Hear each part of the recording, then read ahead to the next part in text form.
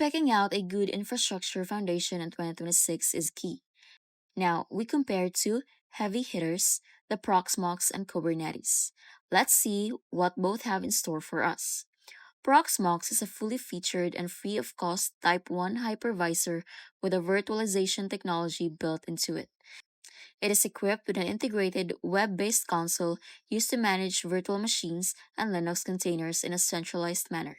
By 2026, Proxmox has emerged as the choice of platform for businesses wanting to move out of legacy proprietary systems. It is targeted at those organizations which require full control over their servers and is best suited for on premises, private cloud, and complex home lab deployments. Kubernetes, on the other hand, represents the de facto industry standard for orchestrating containers and was made explicitly to handle cloud native software applications. It works as a declarative platform which automatically deploys, scales, and manages the lifecycle of microservices hosted in containers.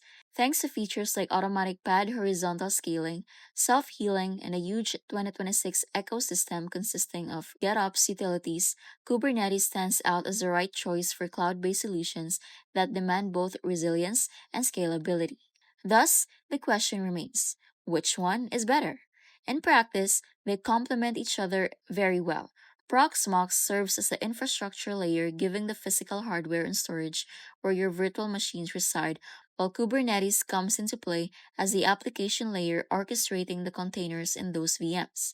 If simplicity, low level hardware manipulation, and VM management are your priorities, go with Proxmox. However, if you need to build modern, scalable, distributed applications that scale horizontally on an immense scale with zero touch and automation of operations, then the only choice here is Kubernetes. A popular approach among many IT specialists nowadays is to use a Proxmox cluster as a first step and then add Kubernetes on top to combine stability provided by virtualization and scalability of containers. Give these tools a try and let us know what works better for you in the comments section below.